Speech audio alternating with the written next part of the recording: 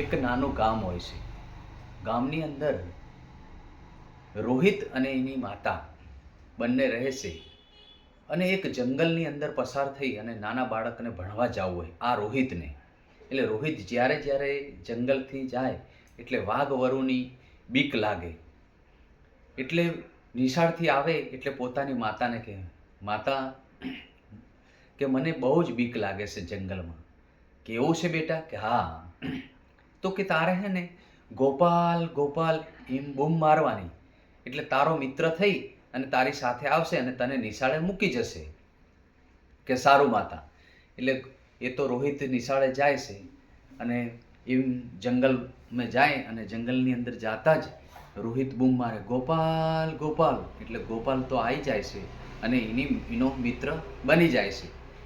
આમ અવારનવાર આવે છે અને પછી પોતાની માતાને કહે છે કે માતા, તમે જે કીધું હતું કે ગોપાલ બૂમ મારજે તો ગોપાલ જરૂર આવશે, અને ગોપાલ આવે છે અને મારી સાથે મને નિશાળ મૂકી જાય છે અને અહીં ગામના ગોંદરા સુધી મને અહીં પણ છોડી જાય છે.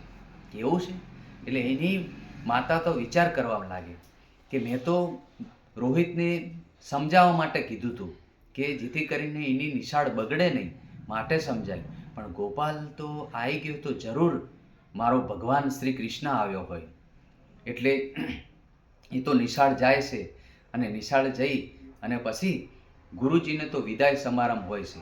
એટલે ગુરુજીનો વિદાય સમારંભ બધા જ છોકરાઓ વિદ્યાર્થીઓ અલગ અલગ ભેટ પૂજા આપે છે. એટલે રોહિતને થયું કે મારે શું આપવું, મારા જોડે તો કોઈ એવું લઈ જવાનું કોઈ વસ્તુ છે નહીં, તો હું શું લઈ જવું. તો ગોપાલને પૂછે કે ગોપાલ, મારા સાહેબનો વિદાય સમારંભ છે એટલે મારે કંઈક લઈ જવું તો શું. તો ગોપાલ કહે, હું તને દૂધ આપીશ અને દૂધ તું લઈ જજે. એટલે રોહિત કે સારું, તો હું દૂધ લઈ જઈશ. પછી ઘેર જાય છે અને પોતાની માતાને કહે કે માતા, હું નિશાળે જઉં અને મારા ગુરુજીનો વિદાય સમારંભ છે, તો હવે મારો મિત્ર ગોપાલ છે મને દૂધ આપવાનો અને એ દૂધ લઈને હું નિશાળે જવાનો. તો પોતાની માતાને પણ થયું, વિચાર આવ્યો કે મેં ગોપાલ કીધું હતું તો આજે ગોપાલને મારે પણ દર્શન કરવા છે. એટલે એ પણ નિશાળે જાય છે રોહિતને મૂકવા.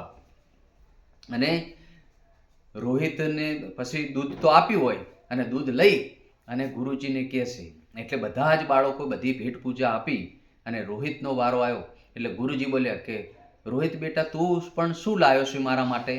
એટલે રોહિત કે ગુરુજી, હું તમારા માટે દૂધ લાવ્યો છું. હા, સરસ. કે અને સરસ ગાયનું દૂધ છે. તો કે આપણા ઘરે તમે જાઓ અને વાસણની અંદર દૂધને મૂકતા આવો. એટલે ગુરુજીના ઘેરથી હોય છે માતુશ્રી, એટલે એમને કહેશે કે બેટા રોહિત, આની અંદર તું દૂધ મૂકી દે. તો જે વાસણોની અંદર દૂધ જેવું ઠલવે છે, ભરે છે, એટલે દૂધ ખાલી થતું નહીં. એટલે પણ માતા વિચાર કરે અને ગુરુજીને કહે કે આ તો રોહિત જે દૂધ લાવ્યો એ ખાલી થતું નહીં. એટલે કે ગુરુજી કહે, બેટા દૂધ તું ક્યાંથી લાવ્યો? તો કે મને જંગલમાં મારા મિત્ર છે, ભાઈબાંધ છે, જેનું નામ છે ગોપાલ, એને આપ્યું. તો ગુરુજી કહે કે દર્શન તું કરાવીશ? કે હા ગુરુજી, જરૂર હું દર્શન કરાવીશ. તો બધા જ શાળાના વિદ્યાર્થીઓ અને ગુરુજી અને રોહિતની માતાને બધા જ જંગલમાં જાય છે અને રોહિત બૂમ મારે છે કે ગોપાલ ગોપાલ. એટલે ગોપાલ તો બંસી લઈ અને માથે મોરપીંછ લગાવેલી હોય અને આવતા હોય છે. એટલે બધા જોઈ અને ગુરુજી પણ દર્શન કરે છે.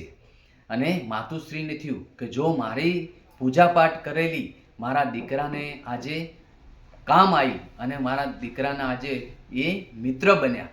એટલે આનો સાર કહેવાનો છે કે જો સારી પૂજાપાઠ કરો તો આવી રોહિત જેવું પણ જરૂર ભગવાન મળે છે અને મિત્ર થાય છે.